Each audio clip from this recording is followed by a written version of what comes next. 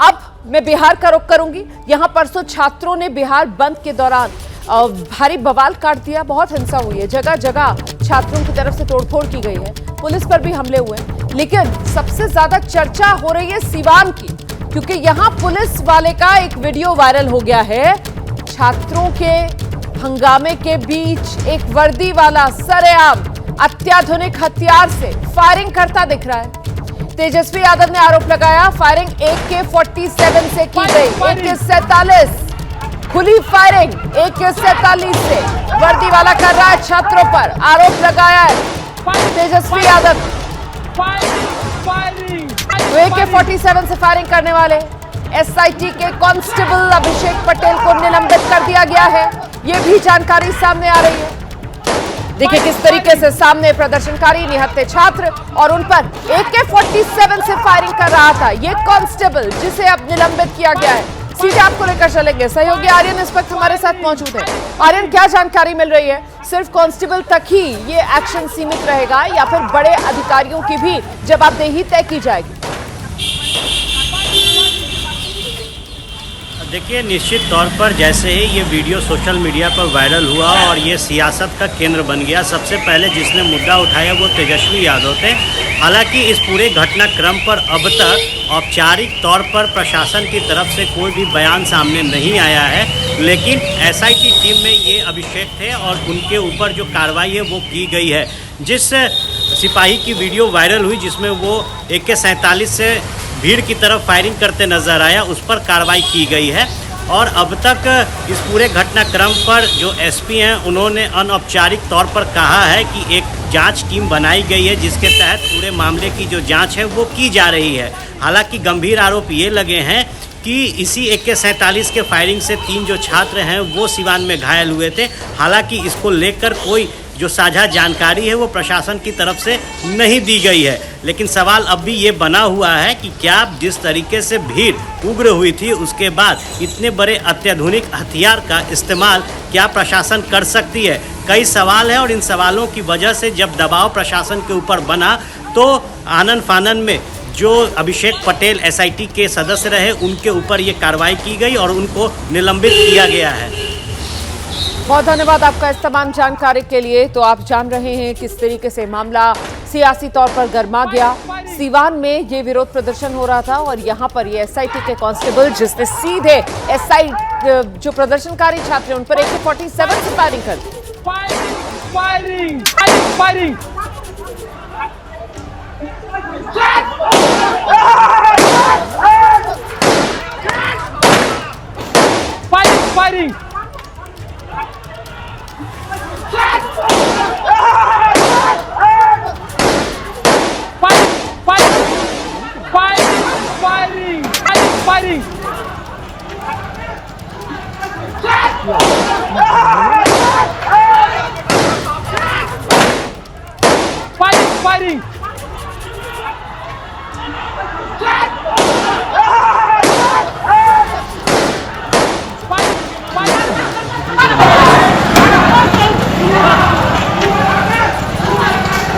Ya udah, ini gimana kan?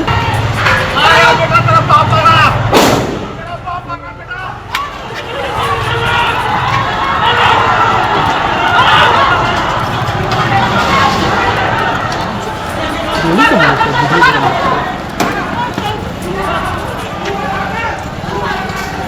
Ya udah, ini gimana kan?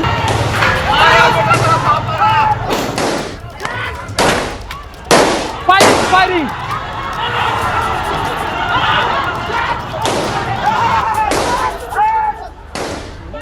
Bihar के सीवान की ये तस्वीरें आपके सामने हैं।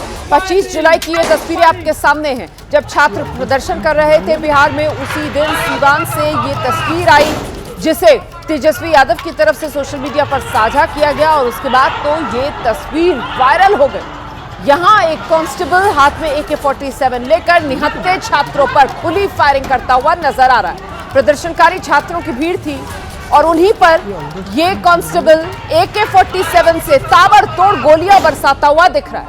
3 छात्र बताया जा रहा है इसी फायरिंग की चपेट में आकर घायल हुए। फिलहाल इस कांस्टेबल पर एक्शन लिया गया, इसे निलंबित किया गया।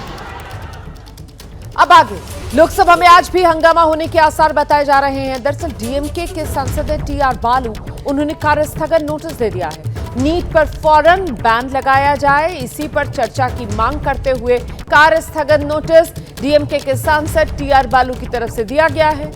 जंतर मंतर पर घातक हथियारों के इस्तेमाल की जांच की मांग भी इस कार्य स्थगन प्रस्ताव के जरिए डीएमके की तरफ से की गई है।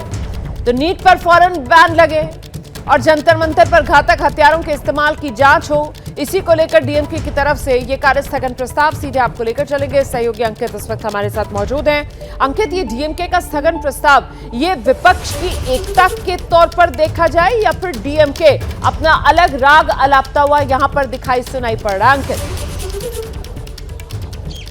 नहीं, विपक्ष की एकता के तौर पर इसको जो है अगर हम कहें तो कहना गलत नहीं होगा, क्योंकि जो है तमाम, हालांकि ये देखिए डीएमके इस वक्त जो है जो सीटिंग है उसकी अलग हो चुकी है, जो इंडिया ब्लॉक से उसकी अलग सीटिंग हो चुकी है, वो एक अलग चीज़ है। लेकिन जो तमाम जो है विपक्षी पार्टियां हैं वो इस वक्त क्या मांग कर रही हैं, वो पुलिस एट्रोसिटीज के मुद्दे पर चर्चा की मांग कर रही हैं, स्थगन प्रस्ताव दे रही हैं। डीएमके अब जो है नीट के मुद्दे पर कह रहा है कि नीट को ही खत्म कर देना चाहिए। तो फिलहाल अगर हम इस वक्त की बात करें तो अलग अलग विपक्षी दल जरूर हैं, लेकिन वो जो है सरकार को एक तरह से घेर रहे हैं। और डीएमके का ये स्टैंड निश्चित तौर पर, अगर हम डीएमके की बात करें, भले ही वो हमको जो है जो इंडिया ब्लॉक के साथ में नजर ना आ रहा हो, लेकिन इस मुद्दे पर यानी कि छात्रों के मुद्दे पर निश्चित तौर पर या शिक्षा व्यवस्था में सुधार के मुद्दे पर निश्चित तौर पर सरकार से सवाल करता हुआ नजर आ रहा है, लगातार आ रहा है। और आज की भी बात की जाए रोमाना, तो जैसे अभी हमको जानकारी मिली है, विपक्ष की एक बैठक हुई है और उसमें तय यही किया गया है कि छात्रों के ऊपर जिस तरीके से लाठीचार्ज किया गया है, 20 तारीख की बात हो या उसके बाद की घटनाओं की बात हो,